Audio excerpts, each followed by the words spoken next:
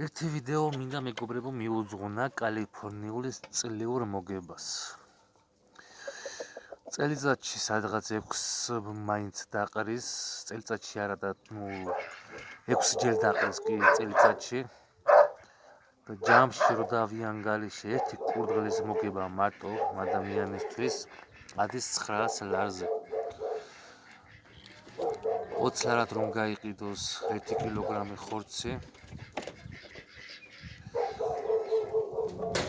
ძალიან დიდ მოგებაზე არის. ერთი კურდღლიდან 900 ლარი წარმოვიდგინეთ. ეხლა ვისაც ფერმები ყავთ და აბარებენ მარკეტებში, ისედაც ცოცხლად ყიდიან, ძალიან დიდი მოგება აქვთ კურდღლებს. კურდღლები საქართველოში მე-20-21 საუკუნეში შემოვიდა. უფრო როგორც ასეთი ვაჭრობის ხრი, მანამდე გავრცელებული იყო, მაგრამ როგორც ასეთი სავაჭრო ბიზნესი არ ქონდა დაწყილი. და ძირითადად შემოვიდა, როგორც ვიცი, გადმოცემიდან აღმოსავლეთ საქართველოში, კახეთი, თიანეთი და მაგრამ თიანეთში. ეგრეთ წოდებული აბრეშუმის სავაჭრო გზა, როდესაც იყო გახსნილი, აი მაგ დროს შემოვიდა ევროპაში. ევროპიდან მერე კიდე ვაჭრებმა შემოიყვანეს საქართველოში და საქართველოში უკვე გავრცელდა მაედან. და ერთ დროს და ერთ პერიოდს ეძახოდნენ, რომ სამარხვოც არისო, ვინც არ იცოდა სამარხო იყო თუ არ იყო, ვითონდა რომ გაესაღებია თავიანთი კურდღლები, ეძახოდნენ სამარხოს, მაგრამ რა თქმა უნდა სამარხო ნახდათ არა, იმიტომ რომ ხორცი მარტო შეიძლება რომ მიითვა თევზი და როცა მძიმე მარხვა, რა თქმა უნდა მარტო წყალზე და პურზე უნდა იყოს ადამიანი და რა თქმა უნდა სამარხოთ არ იქნება კურდღელი. და ესე შემდეგ ორი კურდღელი წელიწადში 1800 მოგაგებინებთ და ესე ემატება.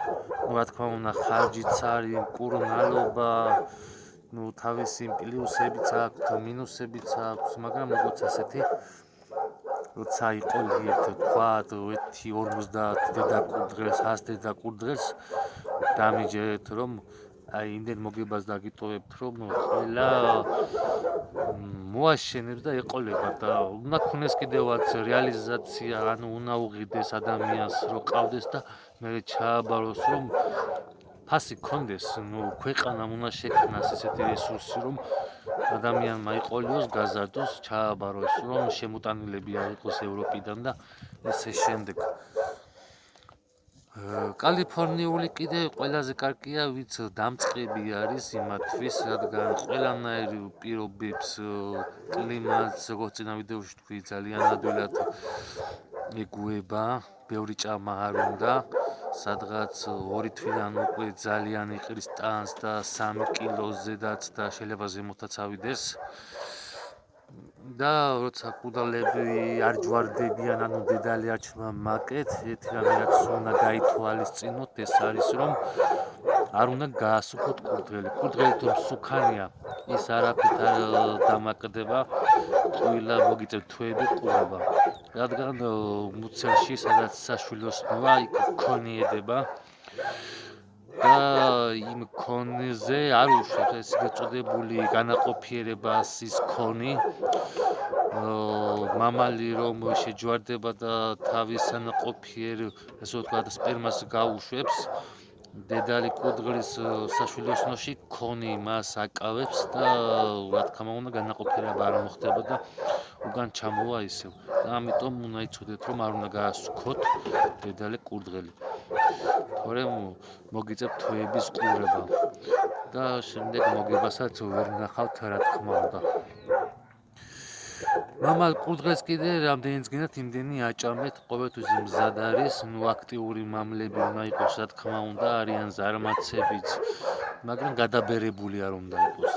გადაბერებული თუა მამალი კურდღელი, იმას თავისთავად არაფრის თავი არ ექნება, ნაყოფიერიც არ ექნება სპერმა, რომ დედალი ორსულად დარჩეს და ძალიან ცუდი ხარისხის იქნება.